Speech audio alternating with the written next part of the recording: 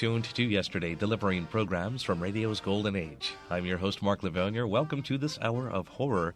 Later on, it's Quiet Please from 1948, but first, Escape, the unofficial first episode from the series from March 21st, 1947 on CBS, called Dead of the Night. Time to escape.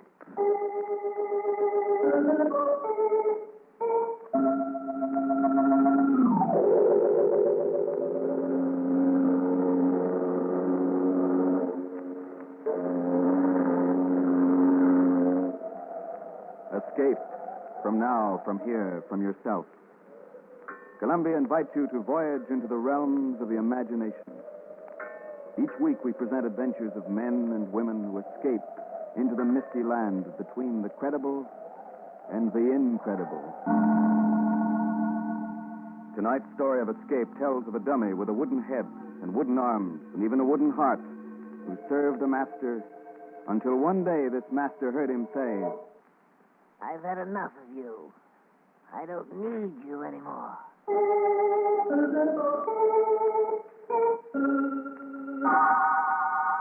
Escape now into the strange adventure of Eric Hickson and his dummy, Toby.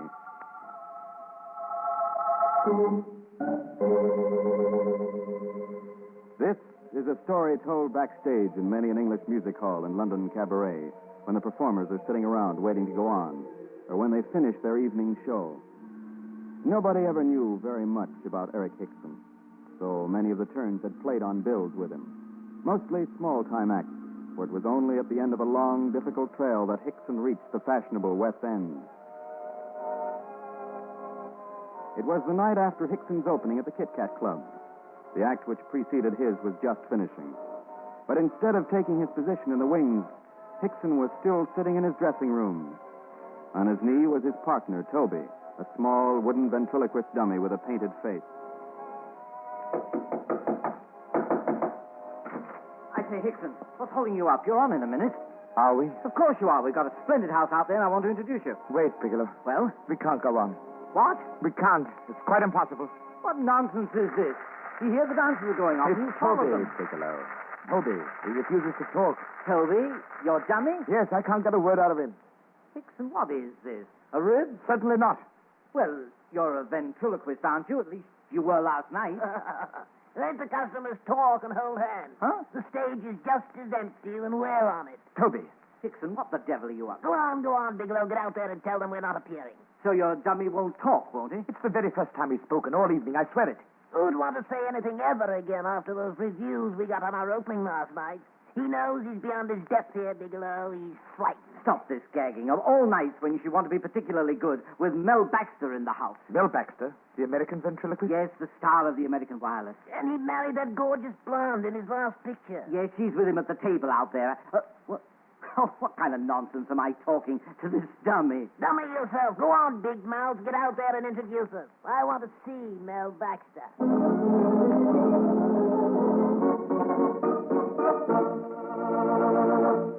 And now, ladies and gentlemen, before I present to you our next feature turn, I'd like to call on a distinguished artist who's here tonight.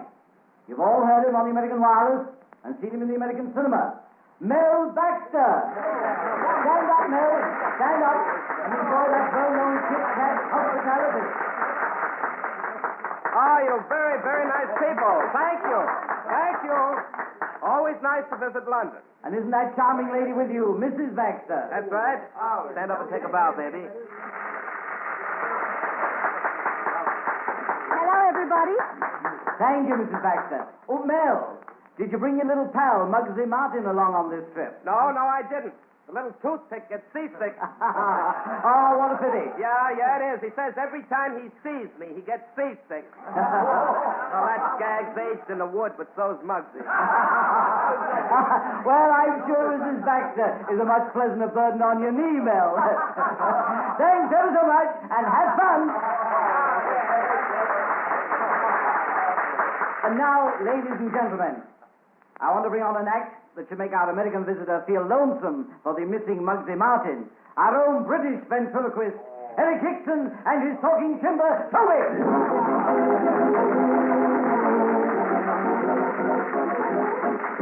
Good morning. Hey, Hickson, go easy on that good morning stuff. Why, Toby? That man over there looks like the truant officer. Oh, that shouldn't trouble you, Toby. You've been a very good boy, haven't you? Oh, yes, but I'm not in school. You mean to say you've left school? Oh, yes, appendicitis, you know. You left school because you have appendicitis? Don't have it. Can't spell it. You know, Toby, I saw a very strange sight the other day. Oh, dear. Must we go on? Toby, I said I saw a very strange sight the other day. All right. I'll go along with the gag. Talk about Muggsy Martin's jokes being aged in the woods. Toby. Let's get on with it. You saw a very strange sight the other day. What was it? 12 men standing under one umbrella, and not one of them got wet. And why not? It wasn't raining. Did you hear that laugh, Hickson? They're forcing themselves to laugh. Do you blame them, Mr. Baxter? Toby, leave Mr. Baxter out of this. Leave me alone, Hickson. What about it, Mr. Baxter? Don't you feel sorry for me having to play along with Hickson's old jokes? Well, now, Toby, I don't know. I have great respect for old jokes. Old jokes are not to be laughed at. In fact, one of my favorite jokes is the old one about the man whose name was Joe Hitler, and he wanted to change his name. So the judge asked him what he wanted to change it to, and he said George Hitler, because he was tired of people saying to him, "Hello, Joe, what do you know?" Dear me. Is that strange sound laughter, Hickson? Yes.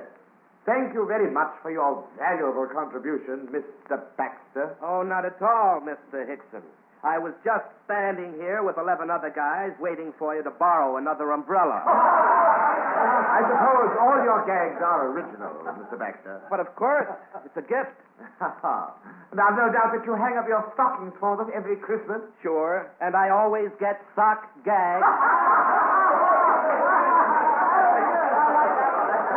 You'll see what happens when you try to top a real comedian, and Mr. Baxter will go right on top of you for the rest of the night. Get up and get off.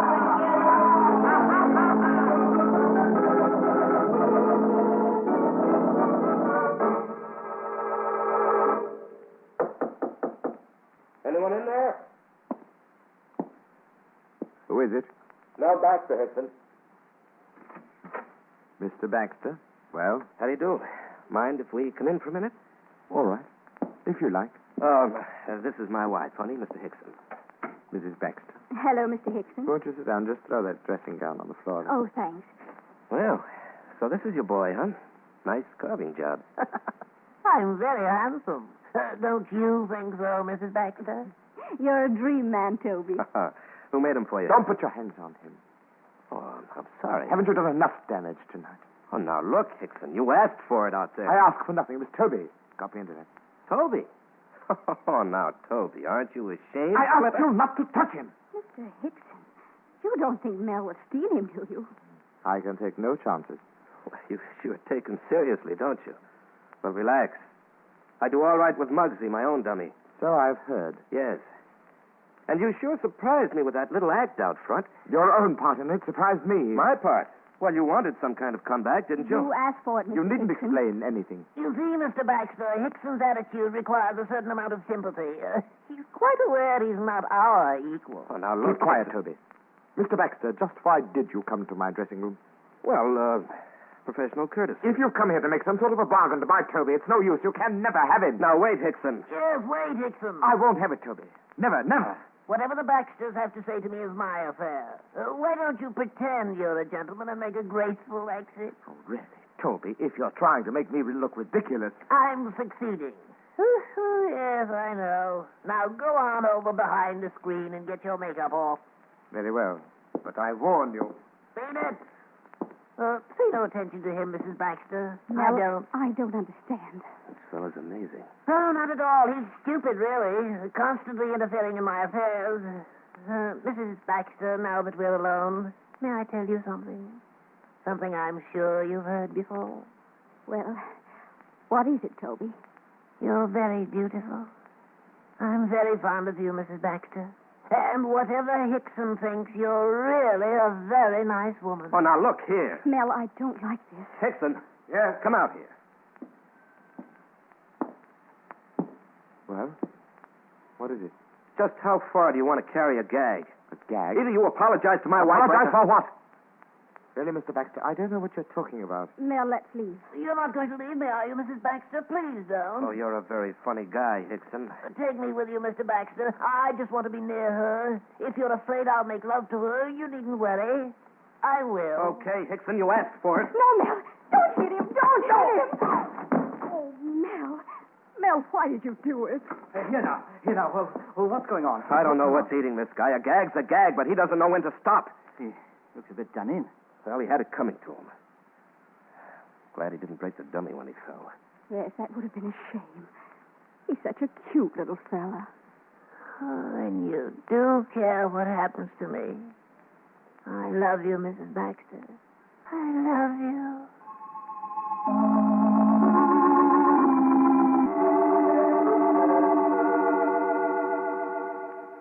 Feeling all right again, old chap? Yes, quite. Thank you, Bigelow. Oh, good night, then. No, it's not good night. This is goodbye. What's that? Yes, the manager sacked us, Toby and me. Oh, well, now that's a pity. Go on, say it. You're quite sure we had it coming to us? Well, you did go too far with the Baxter. I didn't do it. I had nothing to do with what Toby said. Oh, It was see. Baxter. It was Baxter who put those words into Toby's mouth.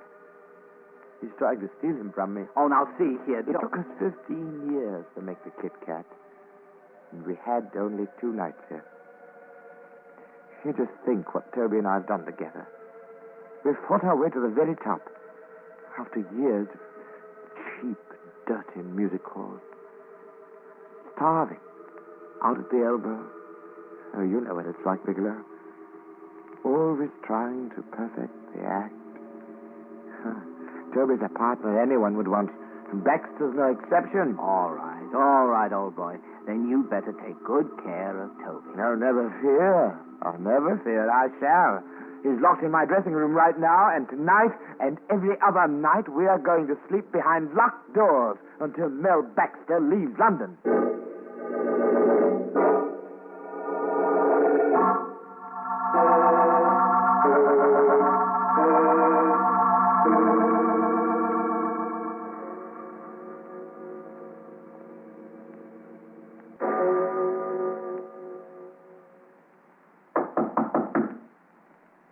Who's there? Baxter, I want to talk to you. Mel, be careful. It's Hickson. And the door isn't locked. Where is Toby? Get out, Hickson. I've come for Toby. Where is he? You've stolen Toby from me, and I've come to take him back. I haven't seen your dummy since we were in your dressing room tonight. You lie. You came and stole him from me whilst I was asleep. Sure. I never travel without my burglar tools. Now, listen, Hickson, I only knocked you down before, but this time I'm going to finish the job. Mel! I'll handle this my way, baby. No, Mel, look. On the floor. What? On the floor at the foot of my bed. Toby! What? Oh, Claudia, how did... Toby, there you are. I found you. Oh, my poor little Toby. He kidnapped you. Now, look, Hickson, I haven't the slightest idea how your dummy got here. Toby, Mel, speak look to how me. he's shaking that awful thing. Wake up, Toby. Trying to wake it up. Come now, you're not deceiving me. You know I'm here. Go away and leave me alone. I'm through with you, Hickson. I can't stand it, Mel. Easy, baby. Now, look here, Hickson, maybe you're ill or mad or Ill, something. am I? You took Toby away from me, and you say I'm ill? I didn't take him. You brought him here. You must have. Maybe while you were walking in your sleep. Mel, he's got a gun. He won't shoot. Come with me, Toby. We're going home again. No, Hickson, I won't go with you. I'm going to stay here forever. What? This is some trick. Baxter, you've influenced him against me. You're putting words into his mouth. Oh, look, Hickson, will you relax? I tell you, I had nothing to do with this. I couldn't have. Nothing to do with it. You're a devil, Baxter. You tried to steal Toby away from me, and now you're trying to drive me mad. Hickson, will you listen to reason? No! No, I won't listen to reason. I won't. Beastly man. Pick up his gun before he hits somebody with it, baby. I've got it, Mel. There's no Now, truth. stay where you are, Hickson. What? Oh, no. Oh, no, I'll do nothing of the sort. You're insane. Hickson, you're the one who's sick. I'm trying to help you. Help me. You're trying to take Toby away from me. Look, will you let me get a doctor first? No! You fool! You'll never get Toby away from me. I'll take him where you'll never see him again. Never! Hickson! Claudia, that man's desperately ill. We've got to get a doctor.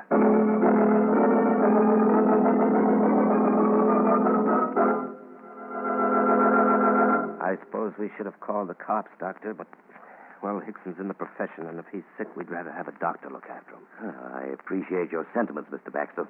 What's made him act this way? What's wrong with him? Well, I can't give an opinion without seeing him and without talking with him. But perhaps your husband may have some idea. Me? You're a ventriloquist, Mr. Baxter, but a more successful one than Hickson. And, too, you're happily married. Less introspective, perhaps. Isn't it quite possible that Hickson, in his loneliness, his struggles for success, may have become so accustomed to thinking as two people that the personalities have actually become divided?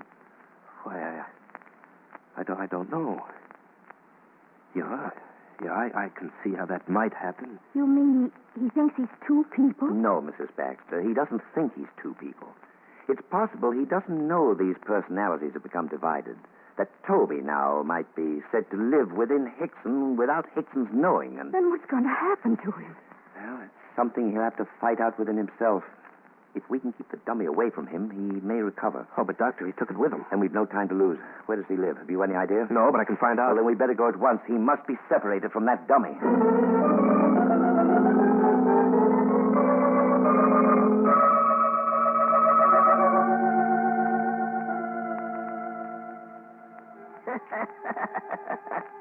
Oh, here you are, Hickson, right back where you started. Be quiet, you fool. Be quiet. You can't keep me quiet. You never could. Where would you have been if I'd kept quiet? How can you be so ungrateful? I made you what you are. You made me. Until I came along, you were very small time, Hickson. Very small time. You've forgotten that you're nothing but a lifeless, useless stick of wood without me. A lifeless, useless stick of wood, am I? It was I she liked, not you. It was I Mrs. Baxter spoke kindly to. It was I she smiled at, not you. But you wouldn't even be here without me. A lifeless, useless stick of wood. You couldn't even get up the nerve to kill Baxter tonight. Kill him? Yeah. Yes, that's it. You wanted me to kill him. Why didn't you kill him? Then she could have belonged to me. I could be with her forever. Oh, you fool. You know that's impossible. You're just saying that. You're jealous. Jealous. Jealous. Toby, please. Don't say these things. It's the truth. You're a weakling, a coward. Toby, I beg you. You mean nothing to me anymore, Hickson. You're weak. No, I'm not. You monster.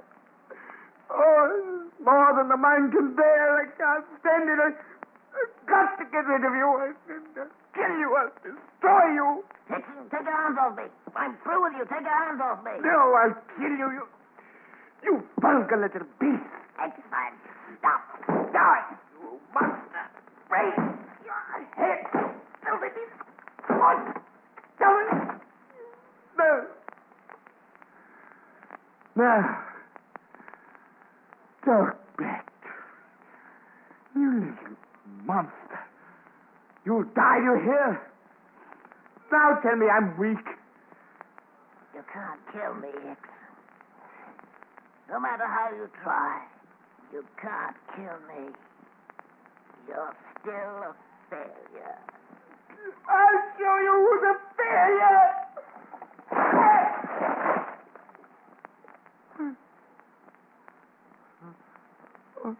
Toby.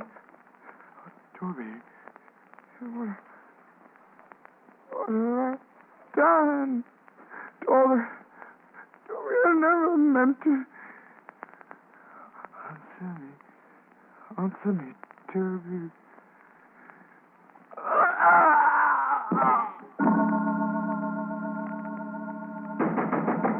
Hector, are you in there? Don't wait, Mel. Try the door. Oh, there we are. Okay, there he is, Doctor. Mel, we're too late. Now, easy now. Perhaps he's only fainted. Doctor, look, the dummy.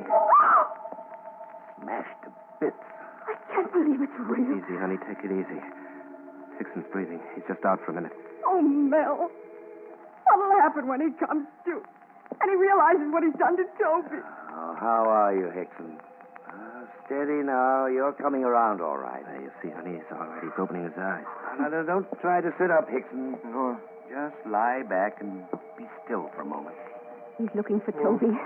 Yeah, when he sees him. No. Don't try to sit up, Hickson. Your dummy's a bit cracked up, but I guess he can be fixed. fixed, eh? He said he'd kill me. But I told him he couldn't.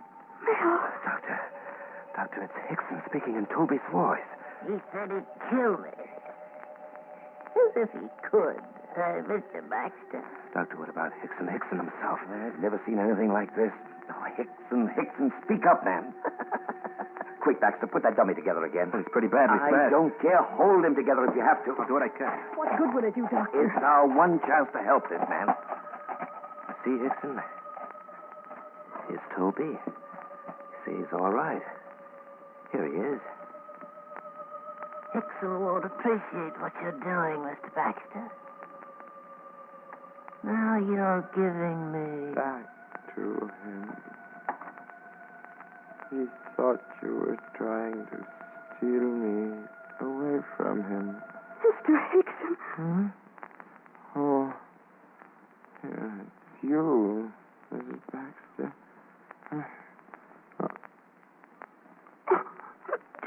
Toby, what's happened to you? Oh, you and Toby both had a little accident, Mr. Hickson. Baxter! Mr. Baxter had nothing to do with it. He and Mrs. Baxter are your friends. They were worried about you. They called me. I'm a doctor. Oh, yeah, I'm very grateful. Thank you. Thank you awfully. Oh, we told the doctor how Toby'd been acting up this evening.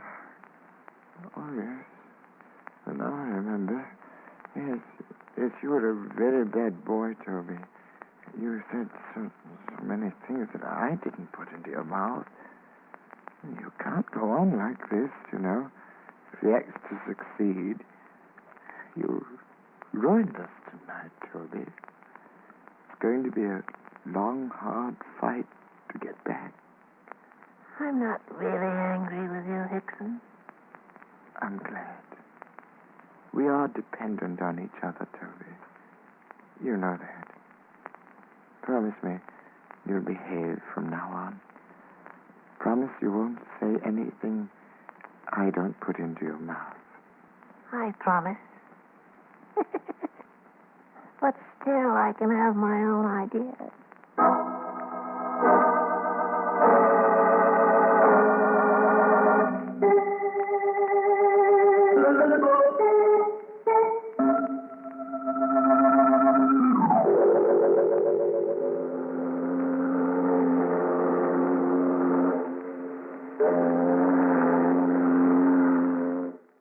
Escape, on Tuned to yesterday from March 21st, 1947. That was an audition program produced by CBS for network consideration, which they would have a lot of success at. Later in that summer of 1947, in July to be exact, Escape would begin its 7-year run on radio, wrapping up in September 1954, making way for the new Gunsmoke series.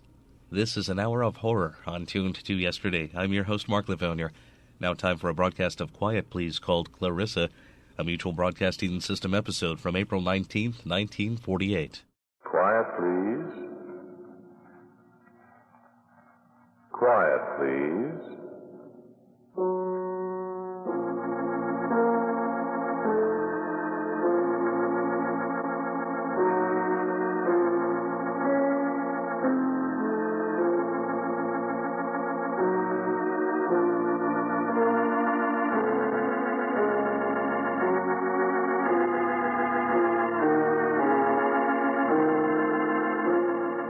The Mutual Broadcasting System presents Quiet Please, which is written and directed by Willis Cooper and which features Ernest Chappell. Quiet Please for tonight is called Clarissa.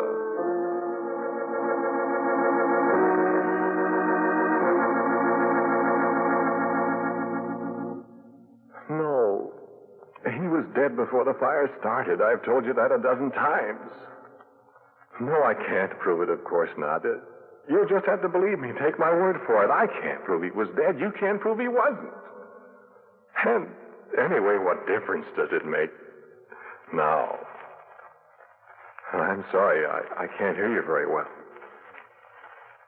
Yes. Well, all right. It was an old black shell of a house.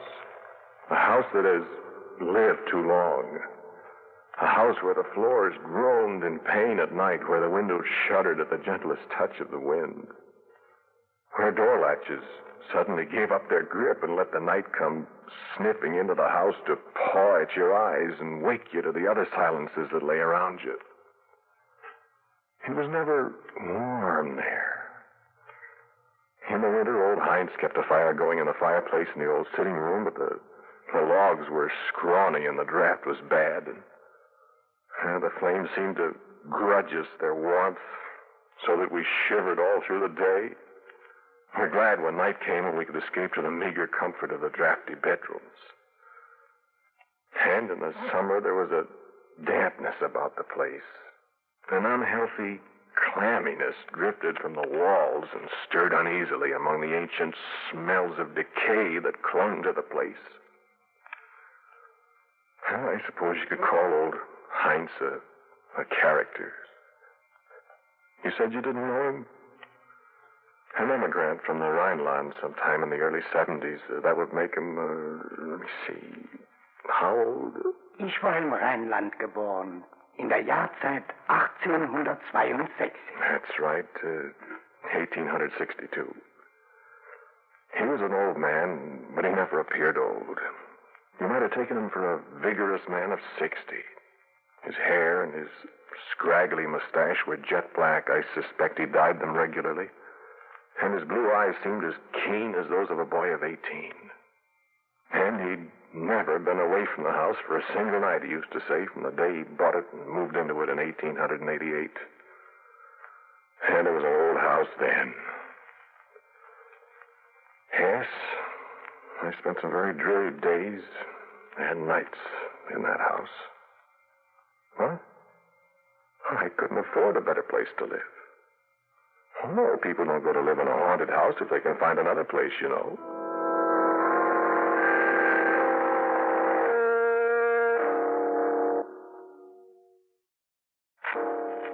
Yes, of course, I'd heard it was haunted before I went there to live.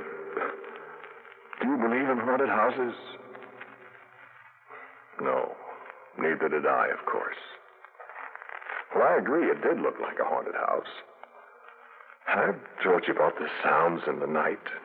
I mean, I've told you about some of the sounds in the night.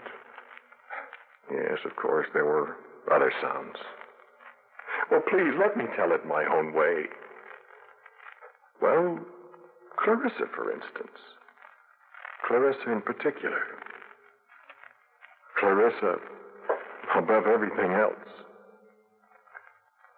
I had lived there nearly a year. Heinz and I sat that first night alongside the fireplace. I remember he'd asked me to share a bottle of Ben Custer Doctor with him. We sat in front of the stingy little fire. And there was a kerosene lamp on the table, and Heinz in his old black coat with the sleeves that were too short. You like the wine then, Jesse? Very much. I have not much left. This is from before the war, when it was easier to get, you see, but now it is almost their last.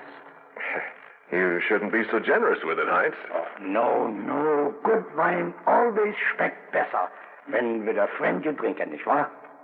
A little more? Not for a moment, thanks.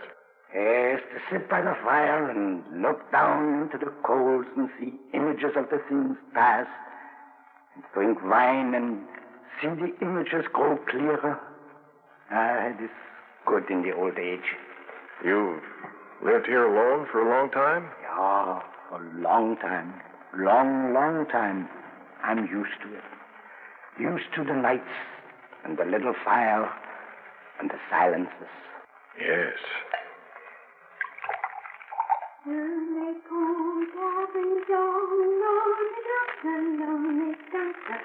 It is cold for this time of the year. Listen.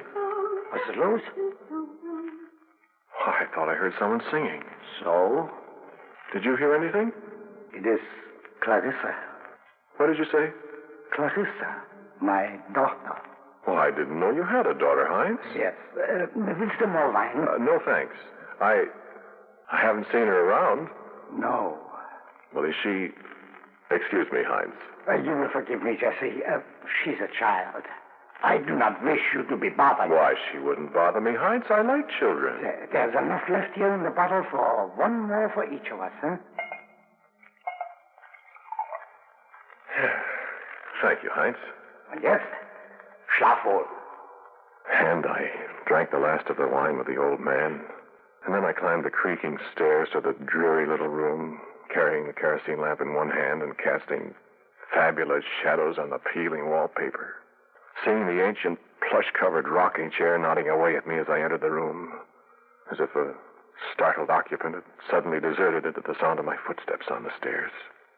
And the cold spring rain drenching the window panes, and the murmured complaints of the beams and rafters of the old house. The pleasant, musty fumes of the wine I had drunk kept sleep away for a while when I'd blown out the lamp. The melody of that children's song flowed again across my mind as I lay there. My thoughts wandered to the lonely child that dwelt in the haunted house with the old man and the newcome student. I smiled to myself as I thought, now that settles the question of the house being haunted, doesn't it? People have heard the little girl singing to herself in the night. They've not known that a little girl lived here, too. And, that's the ghost. And I smiled again at superstitions.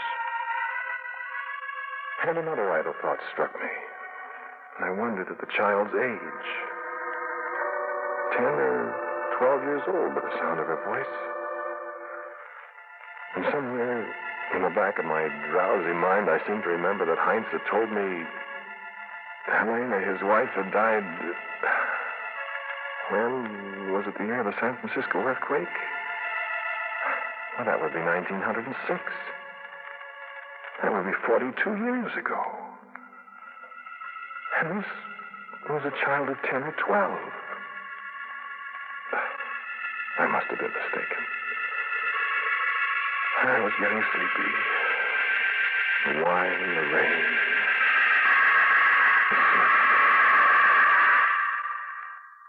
You wanted the whole story. I'm telling it to you. In the morning, Heinz was working in his garden, and the early sun made the old house seem a little more cheerful, a little more livable. There was a tinge of green through the gray of the fields that surround the house, and Heinz told me he'd seen a robin. I stood and watched him a long time, and I don't think he noticed how my eyes wandered to the windows of the old house, searching for a flash of color that might be a child's hair ribbon, or how I listened for the sound of a young boy singing a little song the children who danced so long ago on the bridges of Avignon. I didn't even notice that I was humming a song under my breath. Sur les ponts d'Avignon. You sing Clarissa's song, nicht? What? Oh. Well, that's Clarissa's song. That kid used to sing it when I was young. Yeah, my wife is French. She taught the song to Clarissa. Oh? Yeah, it is an old song. How old is your daughter, Heinz? Eh? How old? Oh, she's young. Is she pretty? Oh, yeah. Your breakfast? Coffee. I found it on the stove. Clarissa made it. Oh, did she? You'd better go to work now, huh? Yes, I suppose so. You don't need to keep the little girl out of sight on my account, Heinz. I like children. Oh, she bother you. Oh, no, I've got a little sister back home. Oh, yeah? Miriam. She's 11. Clarissa is older. Oh? Miriam's got bright yellow hair. Clarissa has dark hair. Yeah, I got a picture of her here. Oh, so? She's very pretty. I have no picture of Clarissa. Oh, that's too bad. Well, I'll see you tonight, huh? Yeah, sure, Heinz.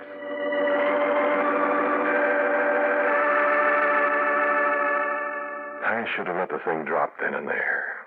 If the old man felt that children should be kept away from adults, that was his privilege, of course. And although I was often lonely for other company than the old man, I was a dweller in his house, naturally subject to his wishes. My work? No, I never left the place. My book? Well, I was writing a book. No, not very exciting. Mathematics. I have some theories. No, the book is gone. The fire, you remember? I could understand Heinz. I thought he obviously had a great respect for a man's work, especially a work of such apparent erudition. I must not be disturbed. I might stay in my room day and night with my slide rules and my profile paper and my broken flower pot full of sharpened pencils. I was not to be disturbed. But How many times I wished for the happy sound of my little sister Miriam's gay laughter. Found myself listening for the lilt of the little girl song that she used to sing, and that Clarissa knew, too. Heinz mentioned Clarissa occasionally. I sometimes wish that I could have sent Clarissa to school, Jesse. Well, it's too bad you didn't. Always there was never enough money. Why, there are schools. Public schools, Heinz. No, not for Clarissa's free schools. You know, I wonder. Wonder? Well, children are supposed to go to school. I'm surprised that the school authorities haven't been to see about sending her. The police?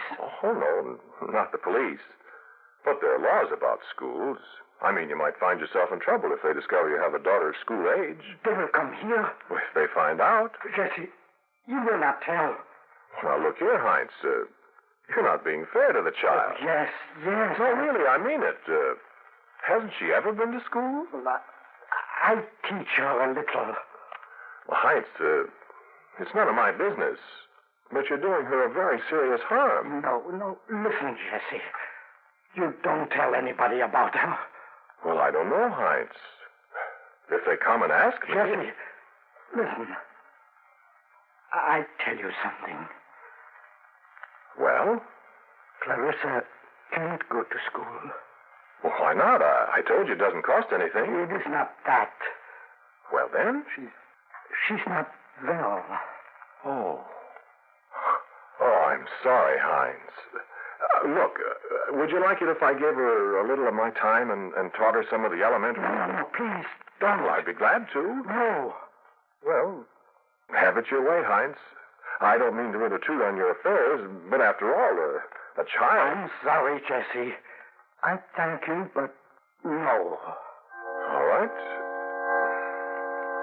Forget it.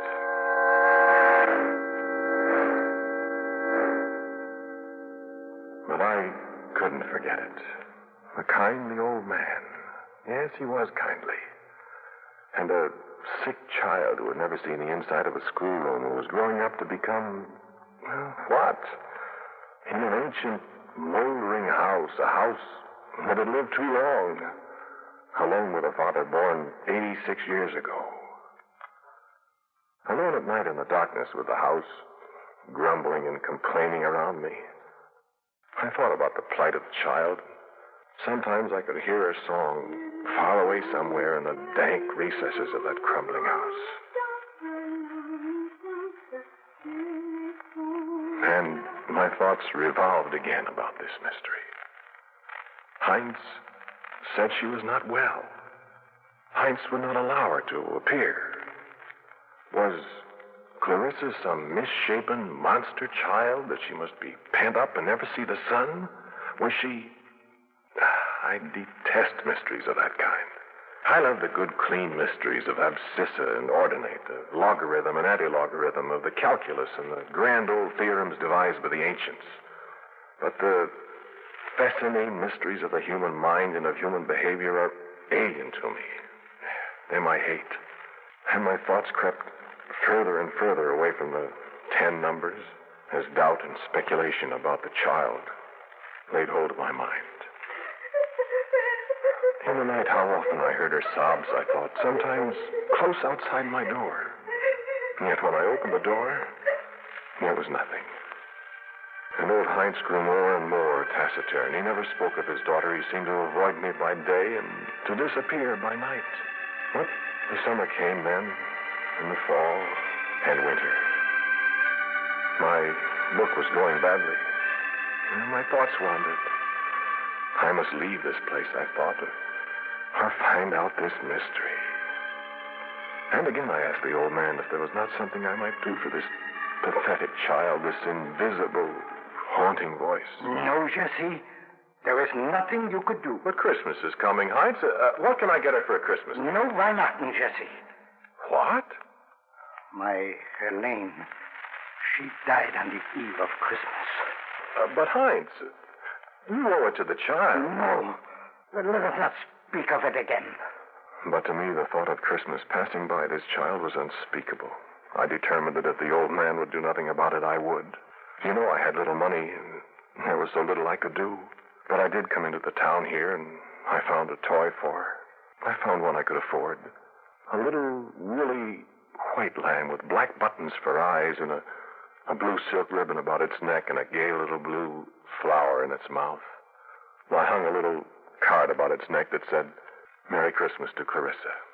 And on Christmas Eve, Heinz and I shared the last bottle of Ben Kostler Doctor before the miserly little fire. And I gave him one of the handkerchiefs my little sister Miriam had sent me, and he gave me an old stone Krug with a heavy pewter top that he said came from Heidelberg. And we regretted that there was no creamy Pilsner Urquell to drink from it. Wished each other a happy Christmas. And then, in the night, I was awakened by a tiny sound. And I lay awake silently for a moment. And there was another sound. A hesitant little footstep. And a rustling at the dresser across the room from me. And I lay quietly and listened.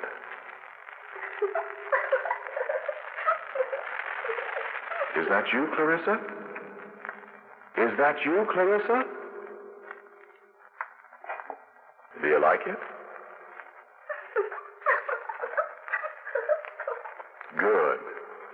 Happy Christmas. I'm sorry that's all I could get you. But I hope you like it. And I felt the touch of a tiny hand on my shoulder, and lips brushed my cheek, and the door closed. And the sound of her voice in the little song was happier now than I'd ever heard it.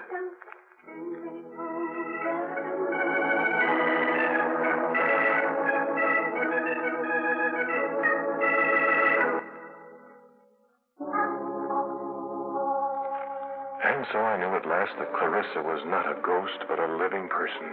And I felt more at peace with myself as I realized that this was what had been plucking at the corners of my mind.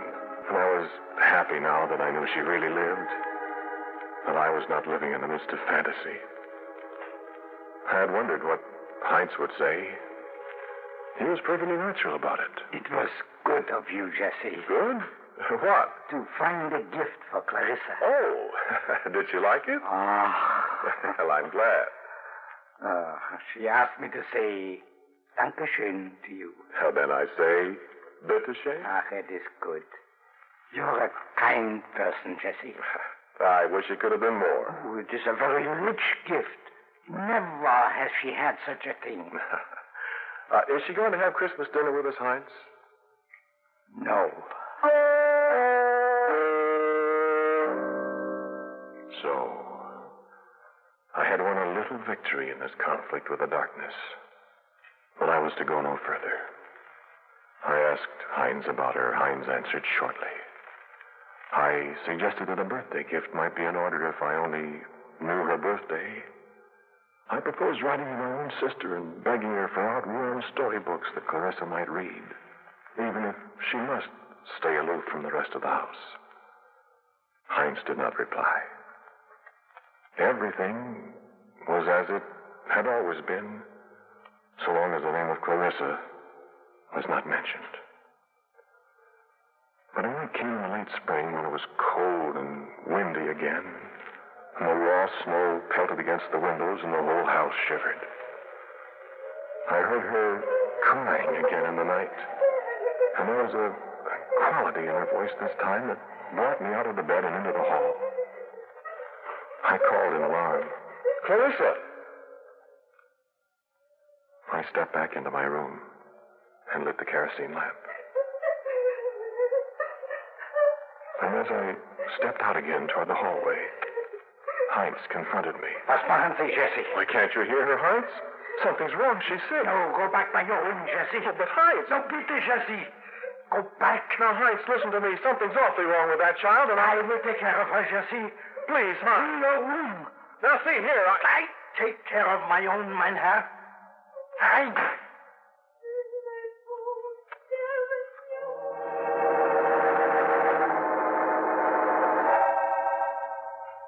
I reached for the door at once, but it was locked from the outside.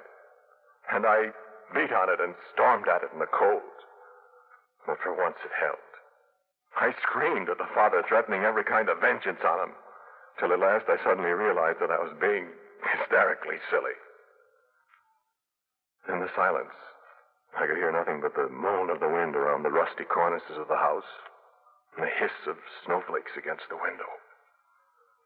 And I sat down, shaken, bitter at myself for giving way to such an outburst over a child's crying in the night. And at last I lay down again. And in the frosty silence of the early dawn, I fell asleep. And when I awoke, hours later, and found my door unlocked again, Heinz was not to be found. Not that day, nor the next. I tramped through the house, opening doors, calling him, calling Clarissa. There was not a sound to answer me. I found a little wood and made a miserable fire. I suppose I ate. I don't remember any too well. And at night I went to bed till I, shivering for hours, straining my ears for a sound. The sound of a child's song. The sound of a father's footstep in the cold darkness. Then it was morning, nearly morning. Gray fingers of morning plucking at the frost-rimed windows. And I awoke to see Heinz standing beside my bed.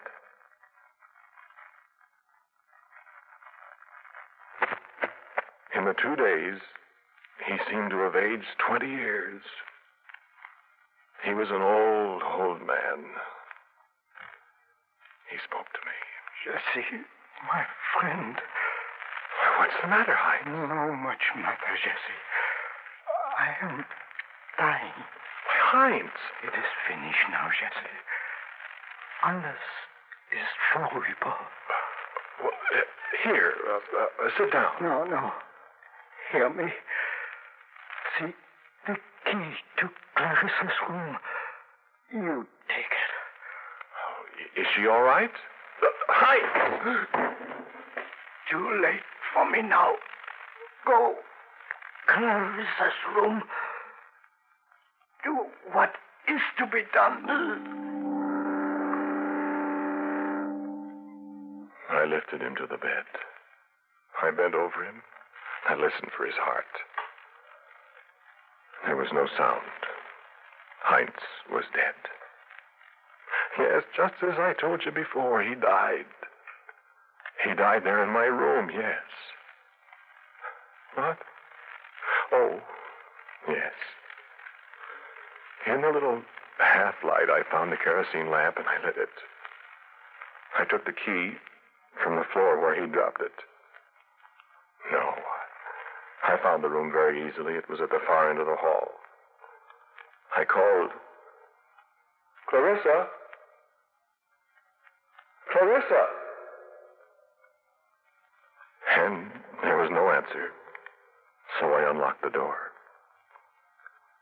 And holding the light above my head, I walked over to the bed.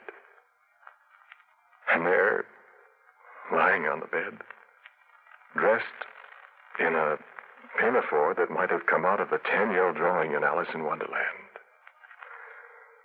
clutching a little woolly lamb to her breast, there lay a tiny, old woman with long white hair braided into pigtails.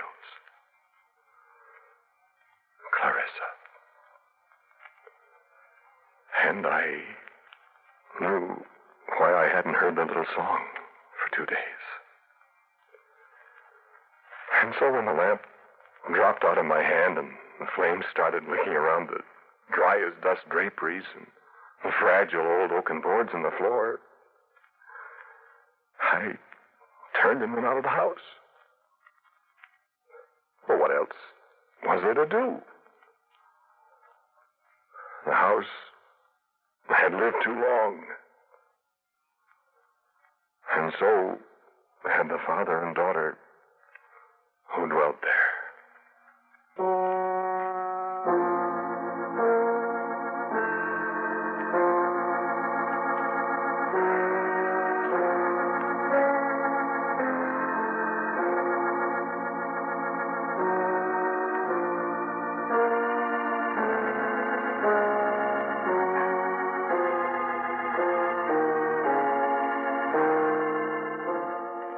Quiet Please for tonight was called Clarissa, and the man who spoke to you was Ernest Chappell. And Heinz was played by Bruno Vick. Clarissa by Peggy Stanley. As usual, music for Quiet Please is by Albert Berman. Now a word from our writer-director, Willis Cooper. The characters in tonight's Quiet Please are neither living nor dead. And they enjoy neither of these interesting conditions because they're solely the invention of my own imagination, intended to represent nobody at all. Quiet Please for next week is called 13 and 8.